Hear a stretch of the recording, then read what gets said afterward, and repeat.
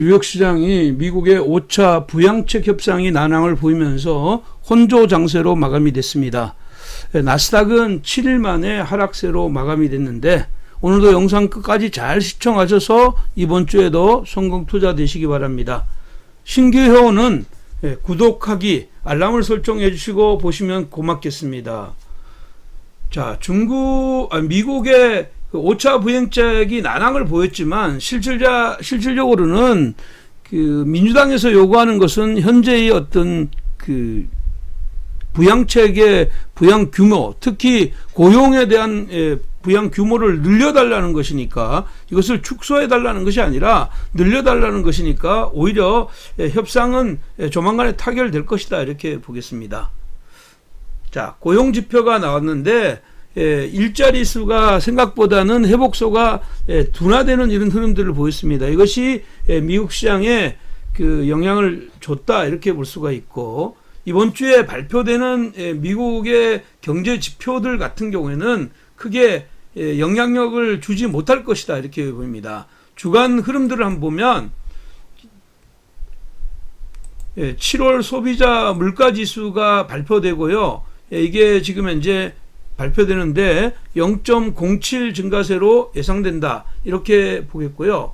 마찬가지로 이제 이거와 함께 지금 현재 지금 생산자 물가지수도 예상이 된다, 이렇게 볼 수가 있는데, 그러나 11일 날과 12일 날에 있는 이 흐름들은 그 인플레이 압력에 이어서 낮은 수준이 유지가 될 것이다, 이렇게 보겠습니다. 그래서 CPI나 PPI나 크게 영향을 주지 못할 것이다, 이렇게 보였고, 14일 날 미국이나 중국의 지표들이 많이 발표되는데, 특히 미국 지표는 소매 판매 지수가 발표되는데요.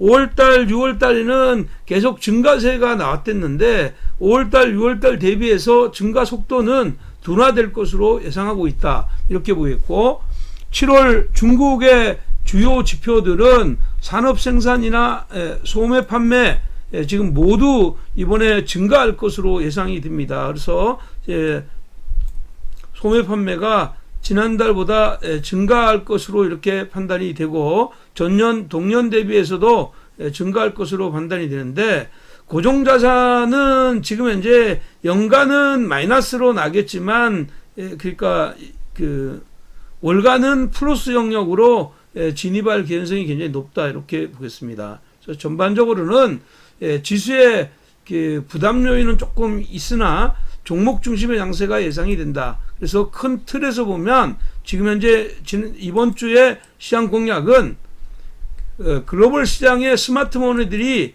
안전자산, 금이나 채권과 그 다음에 위험자산이라고 할 수 있는 주식을 동시에 매수하는 이런 흐름이라서 지금 이것은 제한적인 어떤 상승의 트렌드를 유지할 것이다, 이렇게 보겠고요.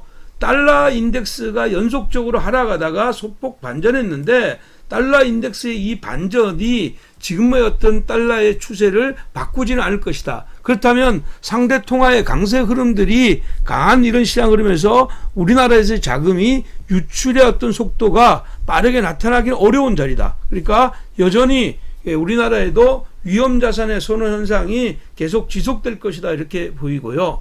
초저금리 상태에서 지수는 조금 부담이 되지만 종목의 흐름은 계속 양호한 트렌드를 확장하는 이런 흐름들이 나오고 있기 때문에 종목별 유동성 장세, 이게 지속될 거다, 이렇게 보겠습니다.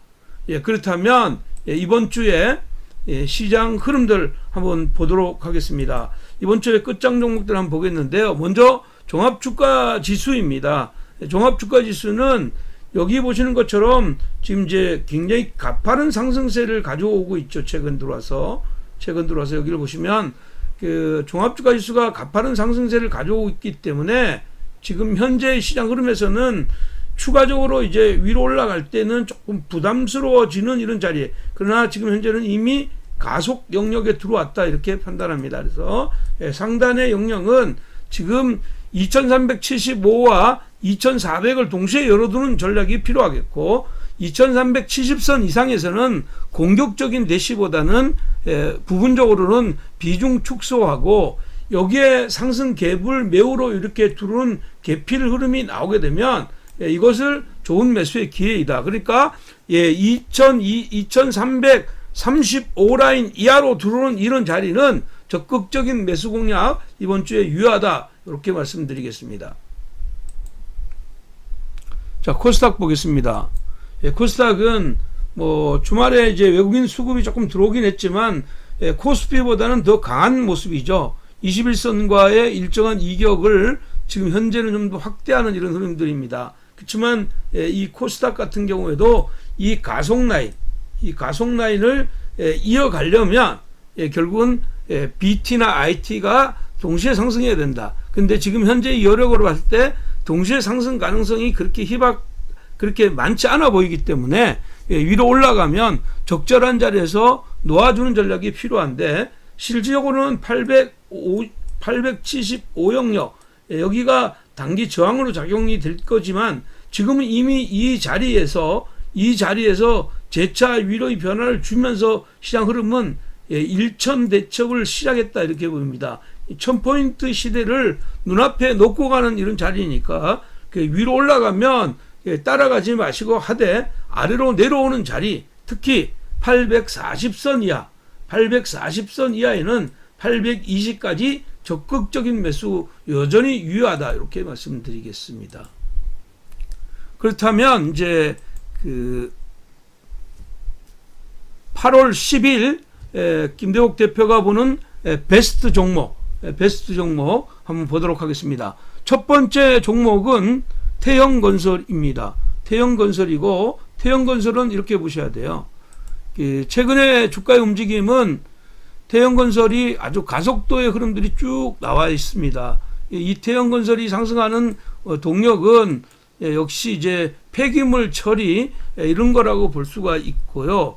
지금 이제 장마철이 이제 아주 극심하게 지나고 나오면 이 생활 폐기물을 처리해야 되는데, 이 태형건설은 원래 토목 환경건설뿐만 아니라 폐기물 이 관련 사업과 바이오 가스 그리고 수처리 사업을 같이 하는 회사입니다. 그렇기 때문에 주말에 이제 외국인들의 매수가 유입되면서 위로의 변화가 나왔는데 좀 가파르게 올랐기 때문에 추가적으로 위로 올라가는 자리는 보유자의 영역입니다. 그렇지만 가격의 보정 작업이 나오면 그 자리는 매수의 자리다 이렇게 보입니다. 가격대는 18,000원 전후까지 기다리는 전략이 필요하겠고요.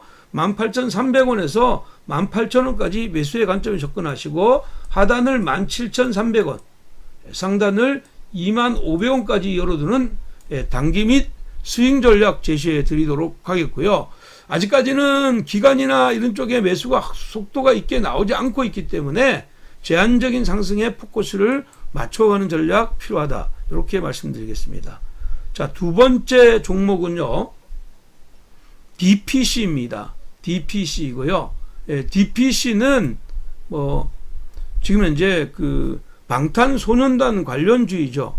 최근에 들어와서 올해 하반기에 기업 공개가 조금 약간 늦춰질 수 있다. 이런 얘기가 나왔어요.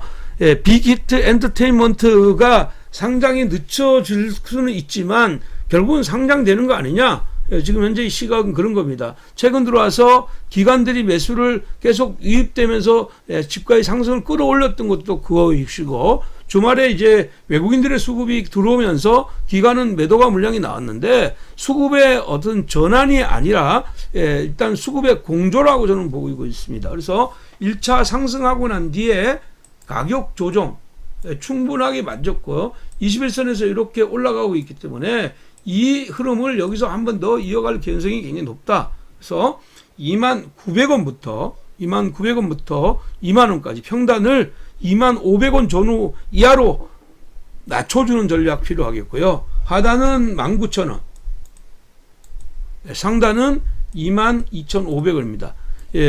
주말에 시간에서 한 4% 정도 올랐지만 아침에 그냥 시초가부터 따라붙는 건 별로이다. 시초가의 첫 눌림을 공략하는 이런 전략이 저는 좋아 보인다. 이렇게 말씀드리겠습니다.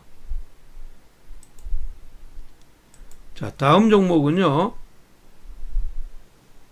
현대 리바트입니다. 현대 리바트이고요. 자, 현대 리바트는 이렇게 보셔야 돼요. 최근에 이제 다시 외국인하고 기관 매수가 유입되면서 위로의 변화를 주고 있습니다. 현대 리바트는 대표적인 지금 현재 현대 그룹의 종합 가구 회사입니다. 종합 가구 회사인데 금년도에 어떤 실적이 굉장히 좋게 나왔잖아요. 지난해 이제 238억의 영업이익이 났는데 1분기 영업이 148억이 나왔습니다. 이거 대단한 흐름인데 그럼에도 불구하고 주가가 최근 들어와서 가격 보정 작업을 거치다가 오늘 21선을 넘는 이런 자리가 나왔거든요. 그래서 얘는 이렇게 보셔야 돼요.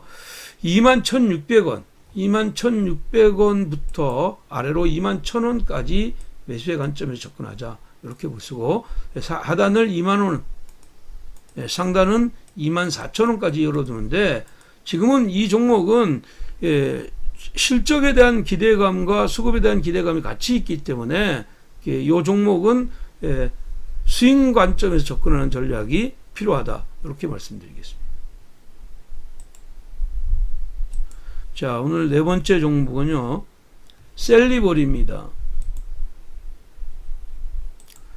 셀리버리 같은 경우는 우리나라의 이제 파이프라인이 대표적인 이제 그러니까 양리 물질을 생체 내에 전송하는 TSDT의 플랫폼을 가지고 있는 회사입니다. 이게 이제 최근 들어와서는 코로나 치료제에 대한 임상도 동시에 가지고 있고, 그러니까 치료제에 대한 기대감도 굉장히 크다 이렇게 보입니다. 그래서 이건 기본적으로 코로나19의 어떤 내재되어 있는 면역을 제어하고 사이토카인의 폭풍을 면역 세포 파괴를 억제함으로써 지금 현재 항바이러스 활동을 활발하게 해준다는 이런 내용입니다. 그래서 이 내용으로 아주 강하게 올랐는데 사실은 이제 주말에 또다시 이제 3자 배정 유상증자가 나왔습니다. 그래서 주가가 약간 조정의 흐름들을 나오긴 했지만 이건 가격 조정을 마치고 나면 다시 위로 올라갈 것이다 이렇게 보입니다. 그래서 11만 4천원 여기서부터 매수의 관점에 접근하시고 11만 1천원까지 평단을 11만 2천원 전후로 맞추시고요. 손절 라인은 10만 5천원, 윗단으로는 13만원까지 열어두는 단기 전략 제시해 드리도록 하겠습니다. 자, 오늘 마지막 종목은요, LG화학입니다. 최근 들어와서 LG화학의 가파른 상승세가 결국은 이어지고 있다 이렇게 보입니다. 사실은 이제 LG화학이 금년도 영업이익, 그러니까 1분기 영업이익이 지금 현재 2,300억이 나왔거든요. 2,300억이 나오면서 시장에 대한 기대감이 굉장히 커지고 있다. 특히 유럽 쪽에 지금 현재 전기차의 점유율이 굉장히 가파르게 이어지고 있는데 사실은 유럽 쪽에 지금 현재 전기차에 대한 수요가 계속 지금 현재 일어나고 있는 이런 상황이라서 여기에 대한 기대감이 굉장히 크다 이렇게 볼 수가 있겠고요. 동종목은 이제 수급이 일단 기본적으로 외국인 수급이 받쳐주고 있는 상황이에요. 기관들은 매도하지만 외국인들이 계속 수급을 받쳐주면서 위로의 변화를 가져오고 있는데 조금 상승의 폭이 너무 가파르기 때문에 이건 보유자의 영역이다. 추가적으로 매수하는 자리가 아니고 위로 올라가면 그냥 패스하고 76만 5천원부터 비중 축소하고 79만원을 단기적 맥점으로 가져가는 전략이 좋다. 나는 76만 5천원이 기본적으로는 이상은 비중 축소하는 영역이다 이렇게 보겠고요. 아래로 내려왔을 때 73만원대 73만원대 영역으로 안쪽으로 들어오게 되면 여기를 이제 70만원대까지 분할 매수하는 이런 전략이 필요하겠고요. 67만원을 손절 라인으로 가는 일단 중기 전략 제시해 드리도록 하겠습니다. 그러나 중기적으로 현재 76만 5천원 이상에서는 매물 압박이 있는 자리니까 보유자의 영역이라는 걸 꼭 기억하시고 지금은 가격 보정 작업이 충분히 나올 때 시장을 공략하는 전략 유효하다 이렇게 말씀드리겠습니다. 예, 지난 그 주말에도 여러분들에게 좋은 종목들을 많이 제시해 드렸습니다. 그래서 거기를 보면 이제 CMG나 웹전이나 한국 사이언스, 한미 사이언스 같은 경우도 가파르게 올랐는데 여러분들이 또 많은 성원들을 해주시면 저도 큰 힘이 생깁니다. 그래서 오늘도 여러분들이 오늘 전략들이 마음에 드셨다면 여러분들의 성의 있는 댓글 그리고 좋아요 많이 눌러주시기 바랍니다. 여러분 이번 주에도 성공 투자 되시고요. 꼭 여러분들 부자 되시기 바랍니다. 여러분 사랑합니다.